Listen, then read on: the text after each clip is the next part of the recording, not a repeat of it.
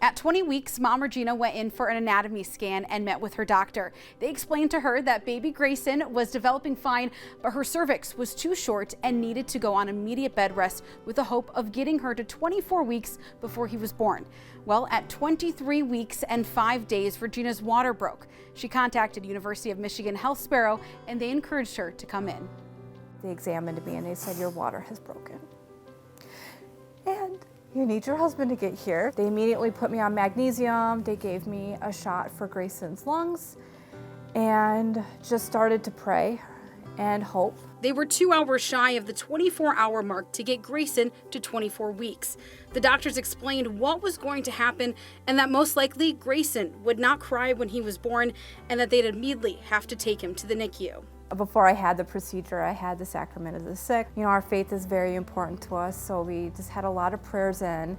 I remember everyone was really positive and encouraging, but I had a moment where I said, if it doesn't work out how we hope, promise me you'll take care of him, that he won't just discard.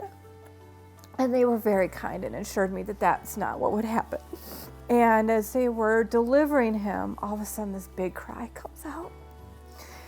And I told God, I said, "God, if he's ready to fight, I'm fighting with him." We were told by the fellow, I think, that you wouldn't expect a baby that young to really have the air in their lungs to cry at all.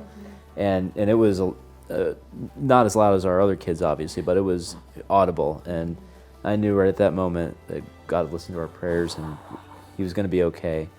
I knew it was going to be a long haul, but he was going to be okay from that moment on. This started Greyson's 114-day journey in the NICU.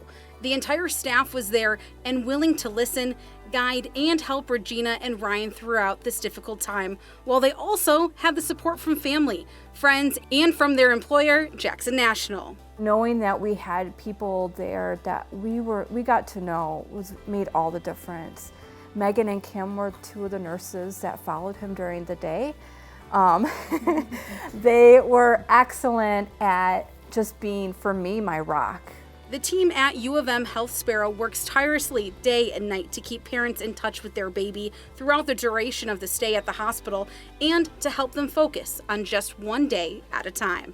Having just that support and care from the moment I found out that I was at risk of losing him to the moment he was delivered, and all of this happened at Sparrow, everyone, treated Greyson as if that he was a life worth fighting for, and I so appreciate that. And for any parent going through that, just know that Sparrow is just an amazing place to be. They give 100% to every baby. Mom and Dad describe Greyson as spunky and strong.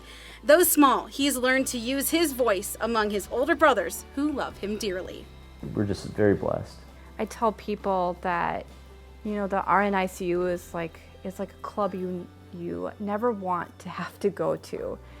But if you are in that need and you have to be there, you're really lucky because of the quality of care they provide at Sparrow.